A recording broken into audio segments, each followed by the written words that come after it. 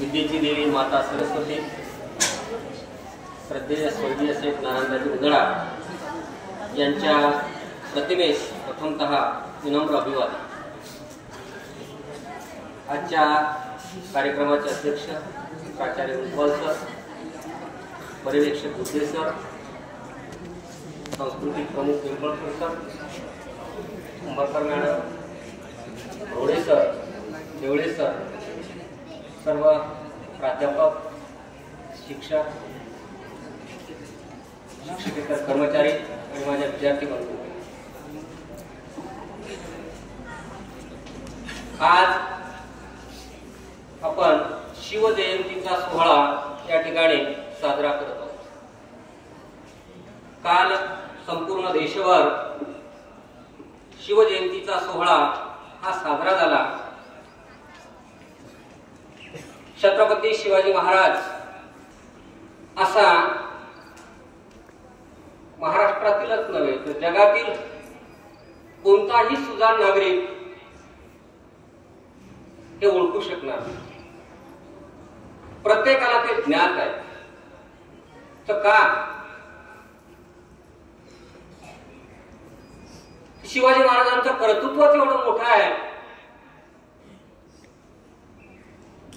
की या अवकाशामध्ये,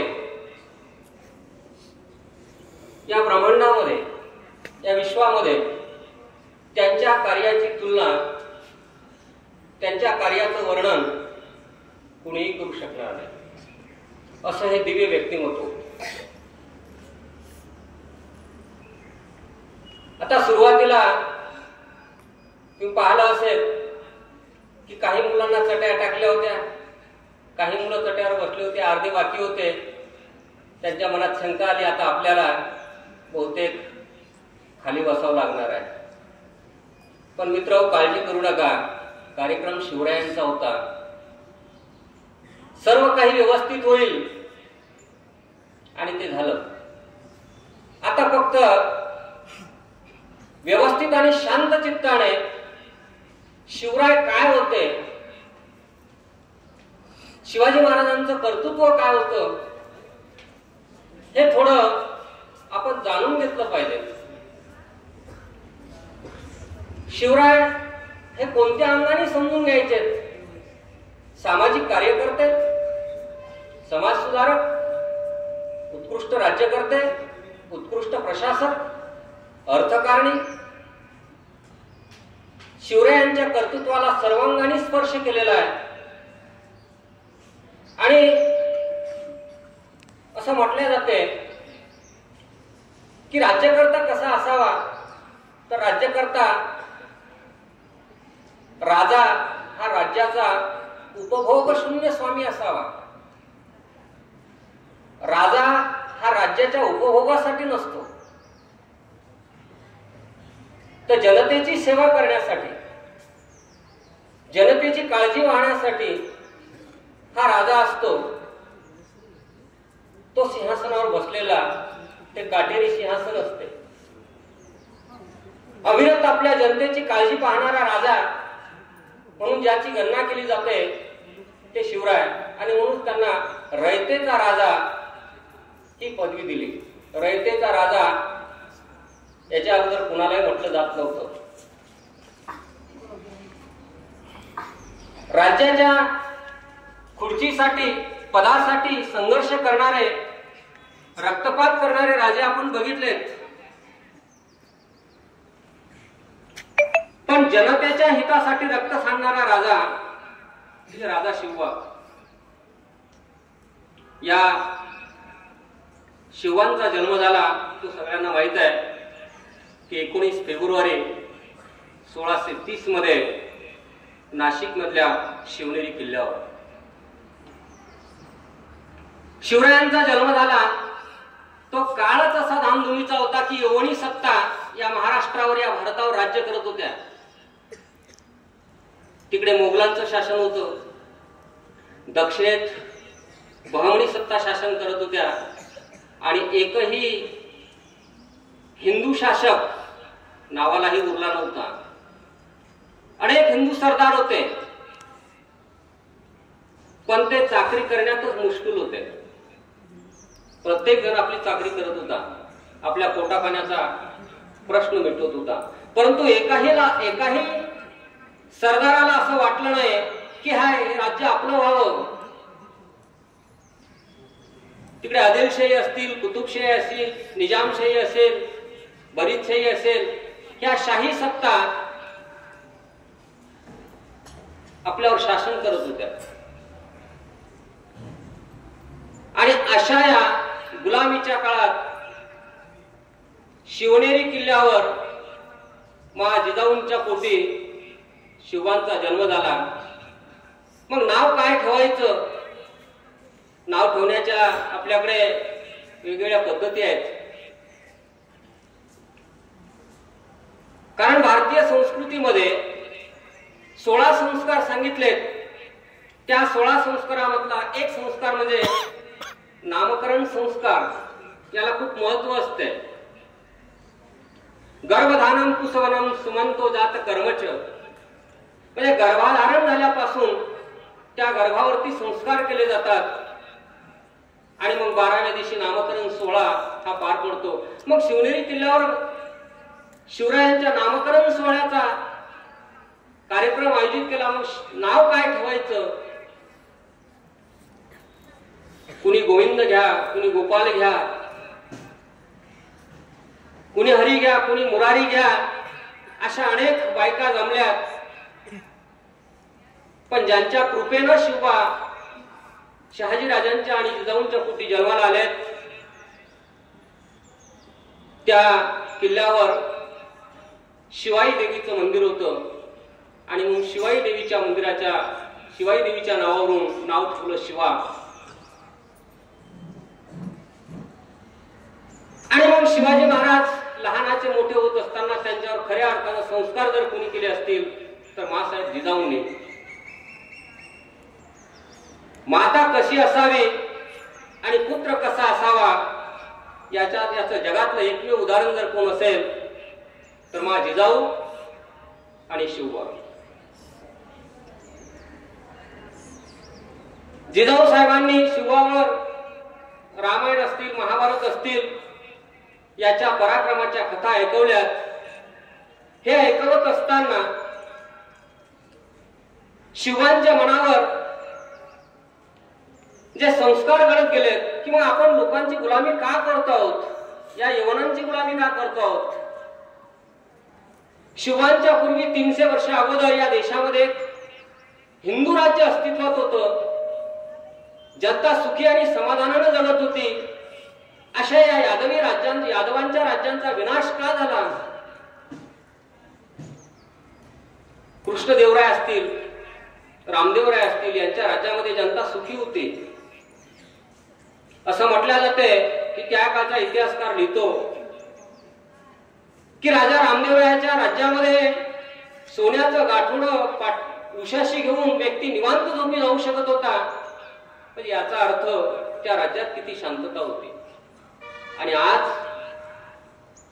या यवनी राज्यामध्ये रस्त्यावरती खून पाडले जात आहेत, मुर्दे पाडले जात आहेत, महिलांवर अत्याचार केले जात आहेत, शेतकरी पिळला जातो आहे. मग यातून सुटका कशी करायची आहे? तर जिजाऊंनी त्यांच्या मनावर बिंबवलं की शिवबा, त्या यादवांच्या राज्यांची पुनर्स्थापना आपल्याला करायची आहे. हे राज्य व्हावे ही श्रीची इच्छा. आणि त्या इच्छेला मूर्त रूप देण्याचं काम तुला करायचं आहे. आणि मग शिवबाने आपल्यावर झालेल्या संस्काराचं सोनं केलं. जीवाला जिवलग असणारे सवंगडी आपल्या सोबत घेतलेत. कोण होते? वयाच्या 16व्या वर्षी शिवबाने मदारी मेहतर असतील, फिरोजी फर्जत असतील, जीवा महाल असेल, तानाजी मालुसरे असतील, येसाजी कंक असतील, असे मावळे गोळा केले. आणि गोळा करून ज्या आदिलशाहीच्या दरबारामध्ये शहाजीराजे चाकरी करत होते त्याच आदिलशाही दरबारांनी शहाजीराजांना 3 गावाची जहागिरी दिली होती. या जहागिरीवर समाधान मानायचंय का? तर मुळीच नाही. पुणे, सुपे, चाकण आणि इंदापूर या गावांची जहागिरी दिली होती. आणि या जहागिरीच्या व्यतिरिक्त शिवरायांनी अज्ञात असलेला जो एक किल्ला होता की ज्या किल्ल्यावर कुणाचे लक्ष होतं, तो होता तोरणा किल्ला. 1646 मध्ये तोरणा किल्ल्यावर जाऊन आपल्या सवंगड्यासह त्या तोरणा किल्ल्यांच्या मध्ये असलेल्या महादेवांच्या मंदिरात स्वतः शपथ घेतली. रक्ताचा अभिषेक केला आणि या स्वराज्यासाठी रक्त सांडण्यासाठी जे 12 मावळे तयार केलेत आणि त्याच 12 मावळ्यांच्या सह्याने शिवरायांनी हिंदवी स्वराज्याचं स्वप्न हे साकार केलं.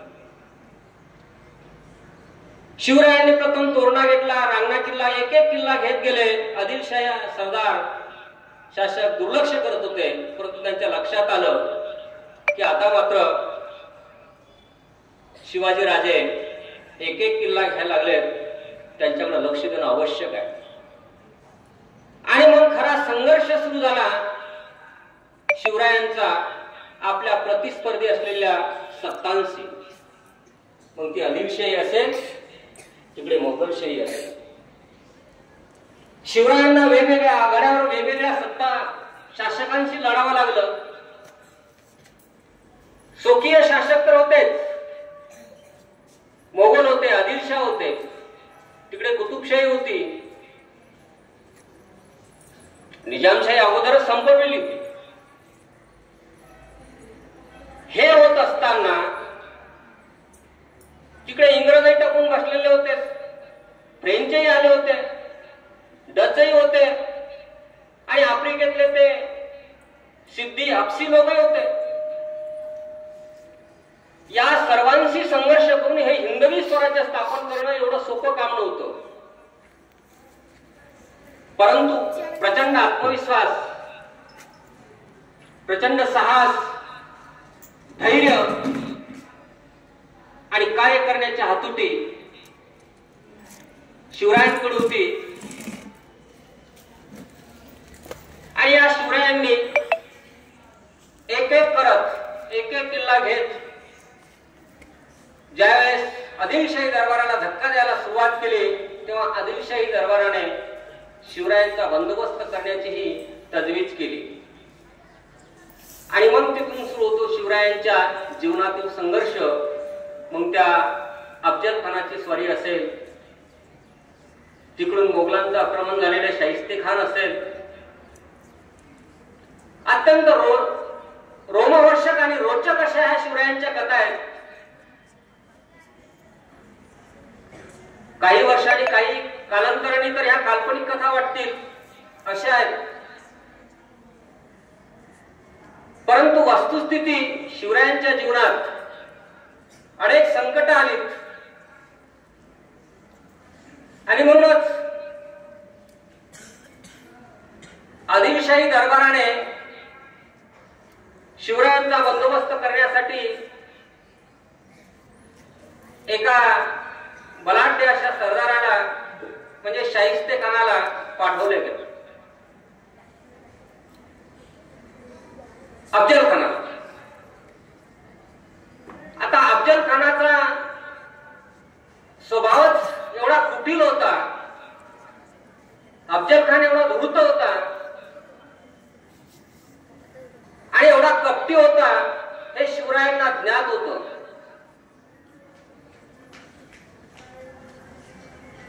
आणि आदिलशाह बेगमच्या दरबारामध्ये अफजल खानाने विडा उचलला की शिवरायांना जिवंत या मुर्दा मी या दरबारामध्ये पेश करतो. पण त्याच विड्यामध्ये त्याला माहित नव्हतं की आपला अंत होणार आहे, आपला मृत्यू आहे. आदिलशाह दरबारातील अफजल खान असं म्हटलं जाते, अफजल खान हा एवढा ताकदवार होता की त्याच्या बाबतीत असं म्हटलं जाते की तो पोलादी पहार हाताने वाकवायचा. काहीही जरी असलं तरी एवढा शक्तिशाली वीर स्वराज्यावर चालून येतोय, त्यावेळेस त्याचा बंदोबस्त कसा करायचा या चिंतेत शिवराय होते. विजापूरहून निघाला. पंढरपूर, तुळजापूर या सर्व देवस्थानांची नासधूस करत तो स्वराज्यावर आला. पण शिवरायांची एक युद्धनीती होती आणि ती जगभर गाजते आहे. काय आहे?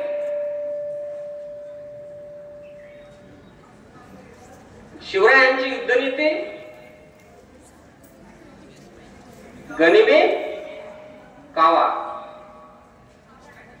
या शत्रूला आपल्या काव्यामध्ये घ्यायचं आणि नंतर नष्ट करायचं. गमिनी काव्याच्या युद्धतंत्राच्या आधारे त्यांनी अफजल खानाचा बंदोबस्त करण्याचं ठरवलं. कारण मैदानी प्रदेशासारख्या प्रदेशामध्ये अफजल खानाचा पारिपत्य करणं सहजासहजी शक्य नव्हतं. 50,000ची फौज आणि शिवरायाकडे होते किती? 400-500 मावळे. आणि या 400-500 मावळ्याच्या सहाय्याने 50,000 सैन्याचा पराभव करणं कदापि शक्य नव्हतं. आणि म्हणून शिवराय दुर्गम अशा जावळीच्या प्रदेशामध्ये असलेल्या प्रतापगडावरती होते. आणि प्रतापगड हा सह्याद्रीच्या कुशीत असलेला अत्यंत दुर्गम असा किल्ला आहे. अत्यंत दुर्गम. जावळीचा प्रदेश अत्यंत दुर्गम आहे. आणि अशा दुर्गम प्रदेशामध्ये या अफजल खानाला आणायचं. आणि अफजल खान हा जावळीचा काही काळ सुभेदार राहिलेलाही होता. आणि मग ठरल्याप्रमाणे अफजल खान आणि शिवाजी महाराजांची भेट प्रतापगडावरती होणार होती. दोन्ही वकिलांकडून एकमेकांना संदेश पोहोचवले गेले. शामियाना उभारला गेला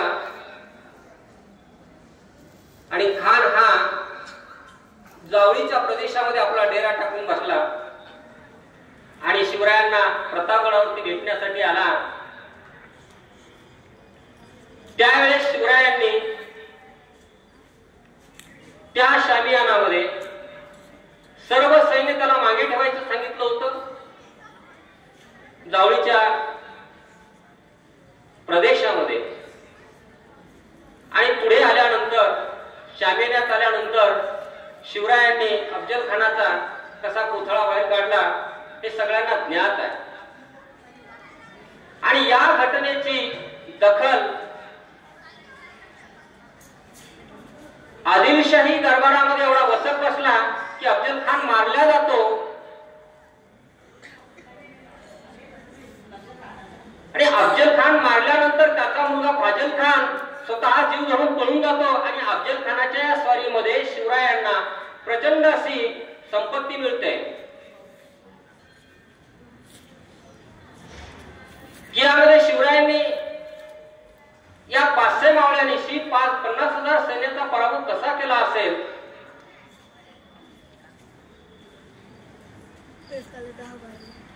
ज्यावेळेस खान गडावरती आला त्यावेळेस सगळं सैन्य मागे होतं. आणि जावळीच्या घनदाट प्रदेशात आल्यानंतर बाकीचा जो भाग आहे, जे रस्ते आहेत, ते शिवरायांनी बंद करून ठेवले होते.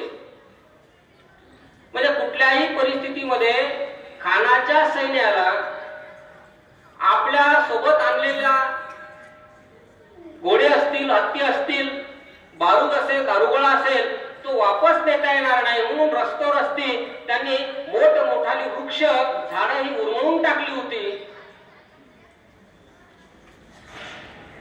आणि ज्या वेळेस गडावरती खान मारला जातो आणि गडावरून तोफेचा आवाज होतो, त्यावेळेस शिवरायांनी आपले पेरून ठेवलेले जे तुमच्यासारखे मावळे होते, तुमच्याच वयाचे, त्यांनी त्याच नदी पात्रातले गोल असे गोटे घेऊन उंच टेकडीवरून या खानाच्या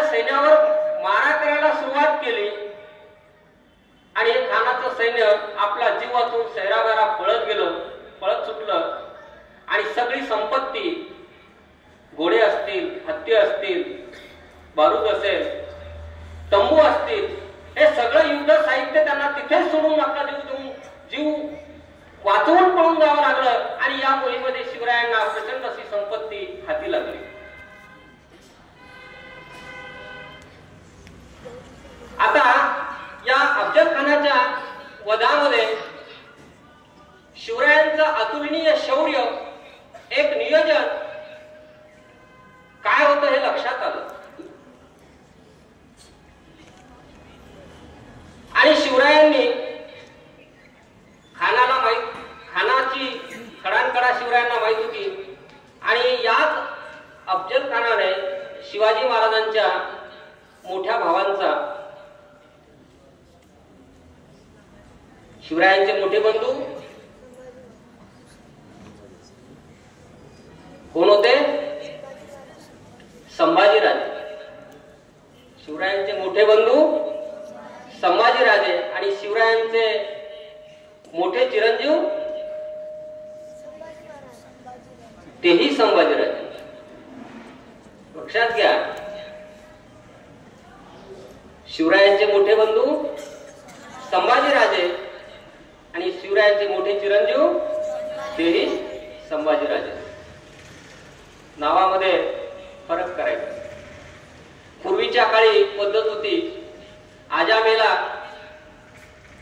नातू झाला, मग आजाचं नाव नातवाला ठेवण्याची पूर्वीची पद्धत होती. त्या संभाजीराजांची कनकगिरीच्या लढाईत याच अफजल खानाने हत्या केली होती आणि आपल्या भावाच्या हत्येचा बदला शिवरायांनी प्रतापगडावर आपल्याच गोठामध्ये आणून त्या हत्येचा बदला घेतला. आता शिवरायांच्या बाबतीत ह्या ज्या शौर्याच्या कथा आहेत आपल्या जीवनामध्ये काय सांगून जातात की अन्यायाचा प्रतिकार करत असताना जीवाची पर्वा न करता संघर्ष करत राहणे. छत्रपती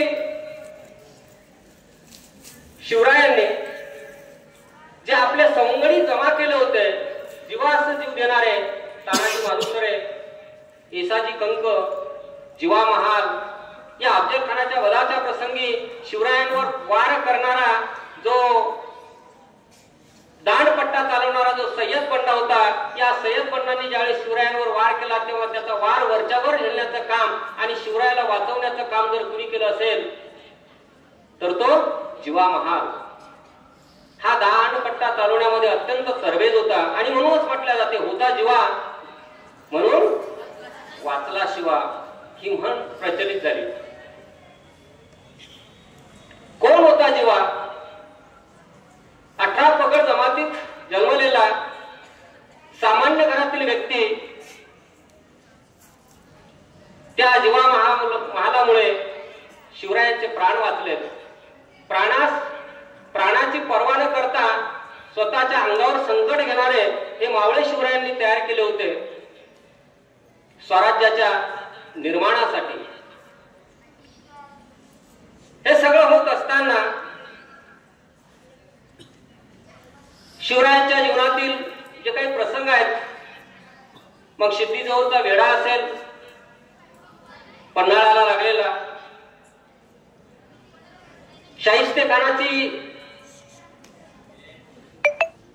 पुण्यामध्ये झालेली स्वारी असेल,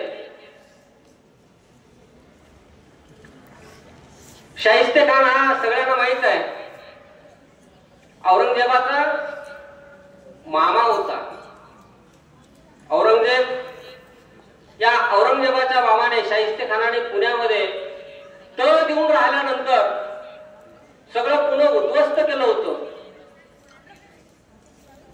त्यावेळेस या शाहिस्ते खानाचा बंदोबस्त करण्यासाठी शिवरायांनी जी मोहीम आखली ती मोहीम अप्रतिम होती. शाहिस्ते खान पुण्यातून बाहेर येत नव्हता. आणि शाहिस्ते खानाला जर पुण्यातून बाहेर काढायचं असेल, हाकलून द्यायचं असेल, पळवून लावायचं असेल तर काय करावं?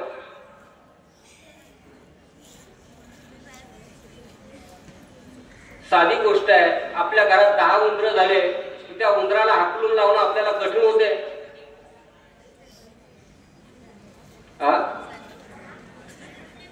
हा मोठा उंदीर पुण्यामध्ये हौदास घालत होता, याला कसं हाकलायचं? शिवरायांनी कधीच शुभ मुहूर्त हा कोणत्याही मोहिमेसाठी पाहिला नाही. आपण प्रत्येक वेळेस शुभ मुहूर्त बघत असतो की हा मुहूर्त चांगला की तो मुहूर्त चांगला. शिवरायांच्या मोहिमा ह्या बहुतांश अमावस्याला झालेल्या आहेत आणि अमावस्या हे आपल्याकडे बहुतांश अशुभ मानली जाते.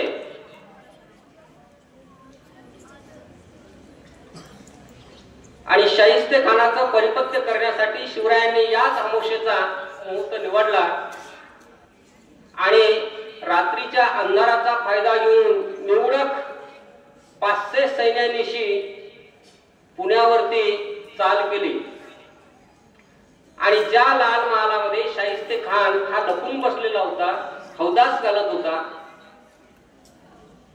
त्याच लाल महालाची खडानखडा माहिती शिवरायांना होती. कारण त्याच लाल महालामध्ये शिवरायांचं बालपण गेलेलं होतं. ज्या ठिकाणी तुमचं बालपण जाते त्या ठिकाणची सर्व माहिती आपल्याला माहित असते. त्या लाल महालात शाहिस्ते खानावर हल्ला करण्याची योजना शिवरायांनी आखली. आता या योजनेमध्ये शिवरायांनी काय केलं असेल की 400-500 सैन्यानिशी या खानाच्या 50-60 हजार सैन्याचा समाचार घ्यायचा आणि चुकून जर आपण पकडल्या गेलो तर काय होईल याची जाणीव आहे.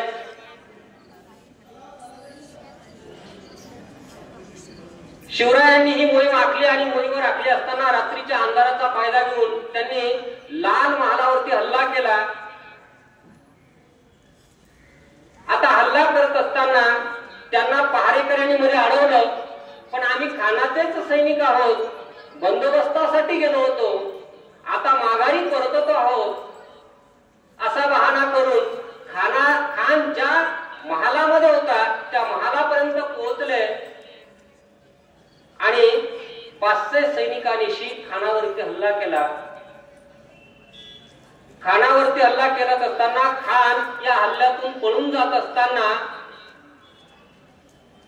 खिडकीतून शिवरायांनी त्याच्यावरती वार केला आणि वार करत असताना खिडकीतून वार केल्यानंतर त्याच्या हाताची 5 बोटं कापली गेली. कुणाची? शाहिस्ते खानाची 5 बोटं कापल्या गेली. आणि 5 बोटं कापल्यानंतर शिवरायांनी तिथे जास्त वेळ न दवडता तिथून माघारी फिरलेत. आता माघारी फिरल्यानंतर शिवरायांनी हल्ला केला, शिवरायांचं आक्रमण झालं हे जेव्हा खानांच्या छावणीत कळालं तेव्हा सगळे सैरा पळायला लागलेत. त्यावेळेस शिवरायांनी एक योजना केली होती. या योजनेचं एक गुपित असं आहे की शिवरायांनी आपल्यासोबत जसे मावळे नेले होते तसे गाई, म्हशी आणि ढोरही सुद्धा नेले होते, बैलही सुद्धा नेले होते. म्हणजे स्वराज्याच्या निर्मितीसाठी गाय असेल, बैल असेल, म्हैस असेल हेही सुद्धा शिवरायांनी कामाला लावलेत.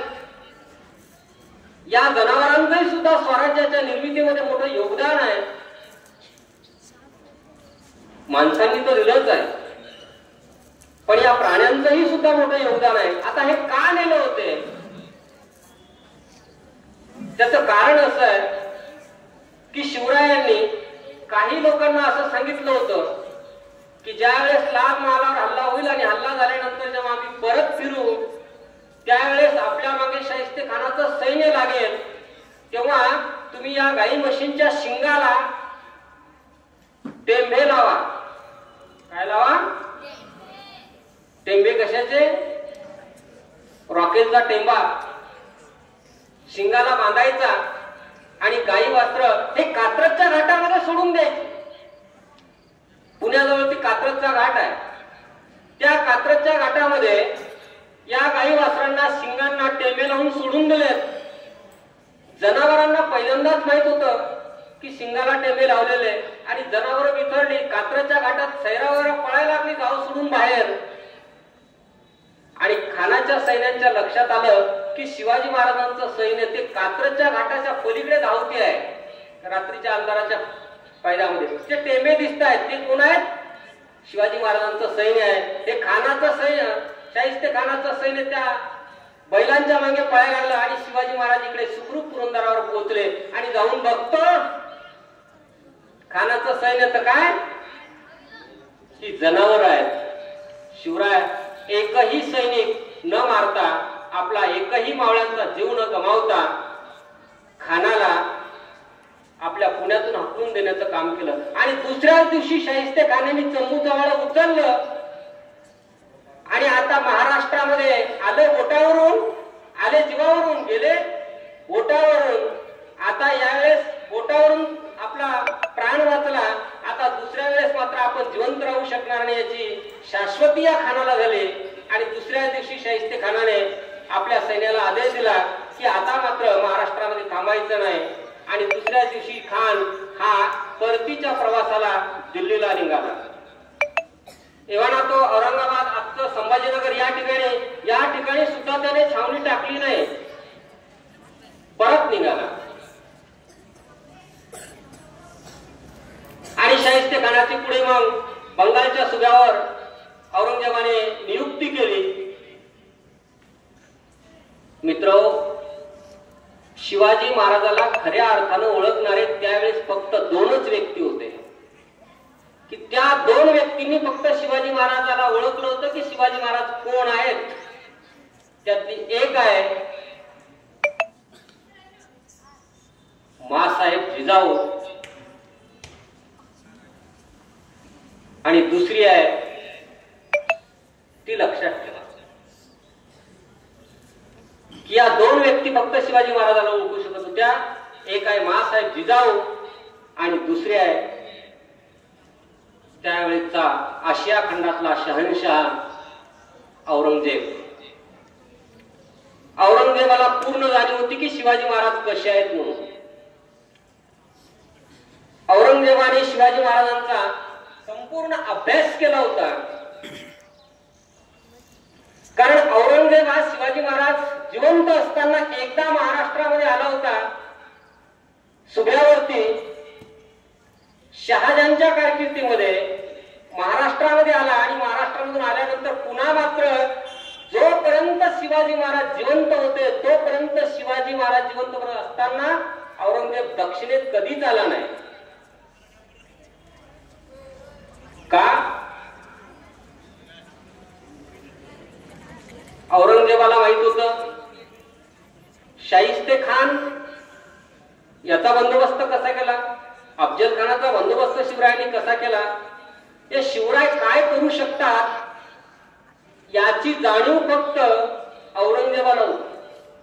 आणि म्हणून जोपर्यंत शिवाजी महाराज जिवंत होते तोपर्यंत औरंगजेब हा दक्षिणेत येऊ शकला नाही किंवा दक्षिणेत आला नाही. एवढा तो औरंगजेब शिवरायांना घाबरून होता.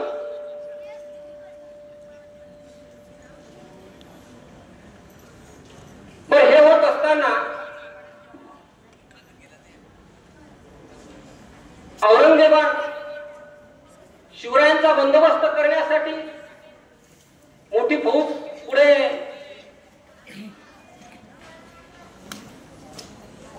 मिर्झा राजे जयसिंग यांच्या नेतृत्वाखाली पाठवली.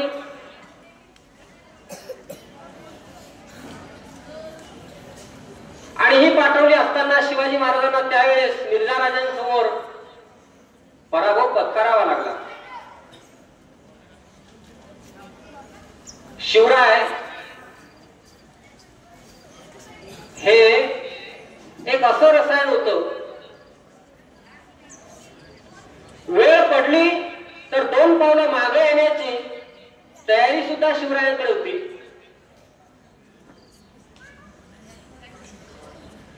शिवाजी महाराजांची तुलना जगातल्या कुठल्याही राज्यकर्त्यासोबत होऊ शकत नाही. पण काही इतिहासकार मात्र शिवरायांची तुलना करण्यासाठी तो ज्युलियस सीझर निवडतात. कोणी सम्राट अलेक्झांडर निवडतो की शिवाजी महाराज सम्राट अलेक्झांडर सारखे होते. तर कोणी म्हणतो की शिवाजी महाराज यांची तुलना नेपोलियन बोनापार्ट सोबत होते. हे मी 3 नावे जे तुम्हाला विद्यार्थ्यांना सांगितलेत, जे मध्ये बोलणारे विद्यार्थी आहेत, या 3 पैकी तुम्ही कोणाचं कॅरेक्टर बघितलंय? ज्युलियस सीझर, सम्राट अलेक्झांडर का नेपोलियन बोनापार्ट? हे 3ही महान सम्राट होते, महानायक होते, सेनापती होते. या 3घांच्या बद्दल आपल्याला काय माहिती आहे? युरोपियन इतिहासकारांनी त्यांची तुलना त्यांच्यासोबत केली, पण शिवरायांची तुलना त्यांच्यासोबतही होऊ शकत नाही. शिवरायांचा एक गुण त्यांच्यामध्ये निश्चित होता, पण शिवराय हे सर्वांग बहुअंगाने असं व्यक्तिमत्व होतं की शिवरायांचे सर्वांग संपन्न गुण असे कोणत्याच राज्यकर्त्यामध्ये निर्माण होऊ शकले नाहीत. शिवरायाची तुलना जर करायची असेल तर त्याच्यासाठी या भारत मातेच्या भूमीमध्ये जन्माला आलेल्या राजाशीच त्याची तुलना होऊ शकते. इतर जगातल्या कुठल्याही मातीत जन्माला आलेल्या राजाशी शिवरायांची तुलना होऊ शकत नाही. तुलना जर करायची असेल तर शिवरायांची तुलना ही फक्त भारताचा पहिला चक्रवर्ती सम्राट चंद्रगुप्ताशी होऊ शकते, की ज्या चंद्रगुप्तांनी शून्यातून साम्राज्य निर्माण केलं, त्या चंद्रगुप्ताशी होऊ शकेल. शिवरायांची तुलना जर करायची असेल तर त्या सम्राट हर्षवर्धनाशी होऊ शकेल. शिवरायांची तुलना जर करायची असेल तर महाभारताचा महानायक असलेल्या त्या श्रीकृष्णाशी होऊ शकेल. याच्या व्यतिरिक्त जगामधल्या कुठल्याही शासकासोबत श्रीकृष्ण सम्राट शिवरायांची तुलना होऊ शकत नाही. हे मात्र पाश्चात्य इतिहासकारांना ज्ञात नाही.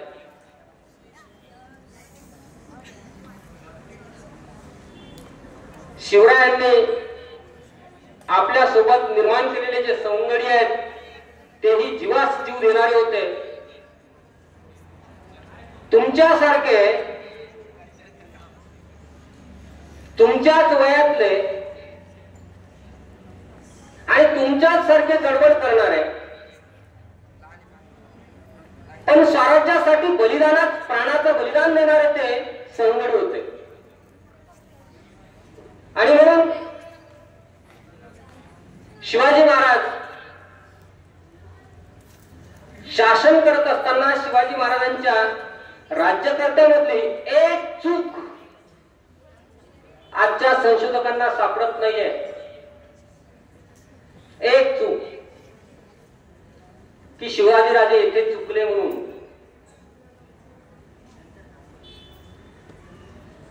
स्वाभिमान कसा असावा, कुठल्याही परिस्थितीमध्ये आपला स्वाभिमान जिवंत कसा ठेवायचा असेल ते शिवरायांचं चरित्र वाचल्यानंतर कळते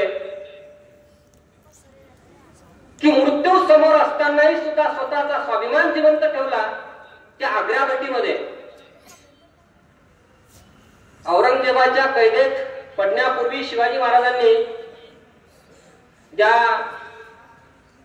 दिवाणे खास या दरबारामध्ये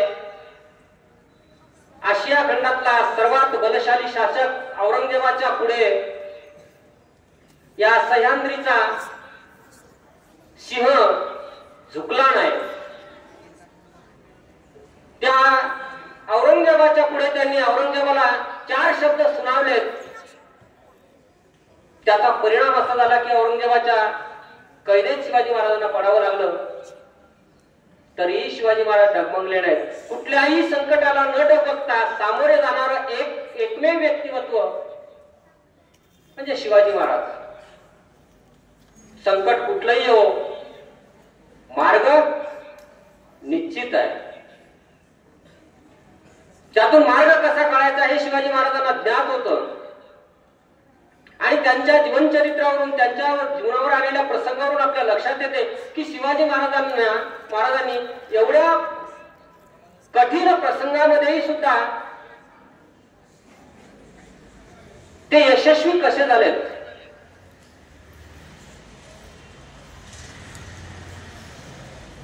एक उत्कृष्ट राज्यकर्ता म्हणून शिवरायांची तुलना कुणाशीही होऊ शकत नाही. त्यांचं लक्ष कष्टकऱ्यांकडे होतं, शेतकऱ्यांकडे होतं, कामकऱ्यांकडे होतं. कारण हे राज्य रयतेचं व्हावं, तो रयतेचा राजा होता. आणि शेतकऱ्यांच्या भाजीच्या देठालाही सुद्धा धक्का लागू नये याची सक्त ताकीद त्यांनी आपल्या सैनिकांना दिली होती, आपल्या सैन्याला दिली होती. एवढी काळजी जनतेची वाहणारा हा शासक होता. शिवाजी महाराजांच्या राज्यामध्ये गुन्हा घडल्यानंतर गुन्हेगाराला शिक्षा तात्काळ होती. गुन्हा कुठलाही घडो,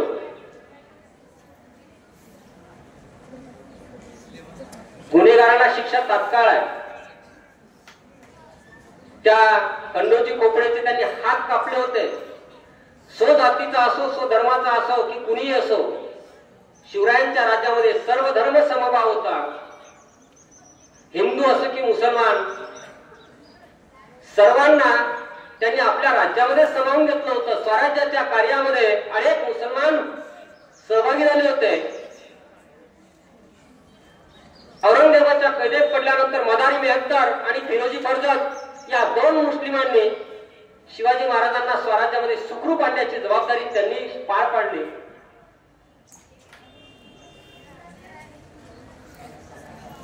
प्रत्येक धर्माप्रमाणे प्रार्थना स्थळांना प्राधान्य देणारा राजा म्हणून शिवरायांची गणना केली जाते. प्रत्येक किल्ल्यांवर मस्जिदींची स्थापना असेल. प्रत्येक धर्मस्थळांचा आदर करणारा राजा म्हणून शिवरायांची गणना केली जाते. आणि म्हणून शिवाजी महाराज हे जगातले एकमेव उत्कृष्ट असे शासक होते.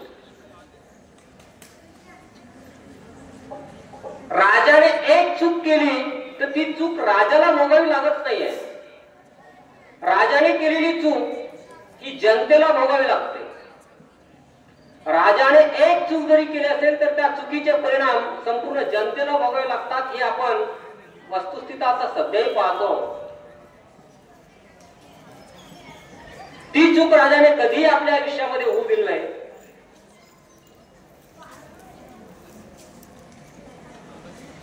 आणि म्हणून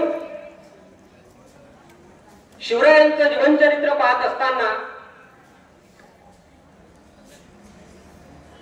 शिवरायांचा पराक्रम, शिवरायांचं कर्तृत्व, शिवरायांची जनतेप्रती असलेली तळमळ, म्हणून शिवराय हे जगातले श्रेष्ठ राजे ठरतात. या प्रसंगी शिवरायांनी आपल्या राज्यामध्ये जनतेला, प्रजेला सुखी आणि समाधानी करण्यासाठी अहोरात्र कष्ट घेतलेत. आणि म्हणूनच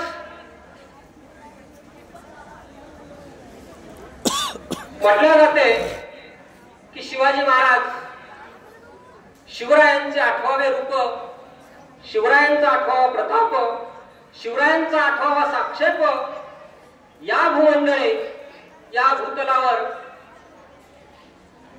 शिवरायांसारखा राजा पुन्हा होणे नाही अशा शिवरायांच्या जीवन चरित्रातून आपण काहीतरी बोध घेतला पाहिजे. नाहीतर विद्यार्थी समोर दिसत आहेत की शिवचरित्रावरून आपल्याला काय बोध घेतोय आपण हे आपल्याला कळलं पाहिजे. आणि म्हणून शिवरायांच्या जीवनामध्ये आलेले जे प्रसंग आहेत त्या प्रसंगाला शिवरायांनी दिलेलं जो प्रत्युत्तर आहे, शिवरायांचं कर्तृत्व, शिवरायांचं पराक्रम हा आपल्या समोर सतत ज्ञात असावा. एका हिंदवी स्वराज्याची स्थापना करून मनामनामध्ये जनतेच्या राष्ट्रवाद जागृत करण्याचं काम ज्या शिवरायांनी केलं त्या शिवरायांना अखेर प्रणाम करतो आणि माझ्या लाभलेल्या शब्दांना या ठिकाणी विराम देतो. काही ठिकाणी बोलण्याची संधी दिली त्याबद्दल आभार मानतो आणि या ठिकाणी जय महाराज.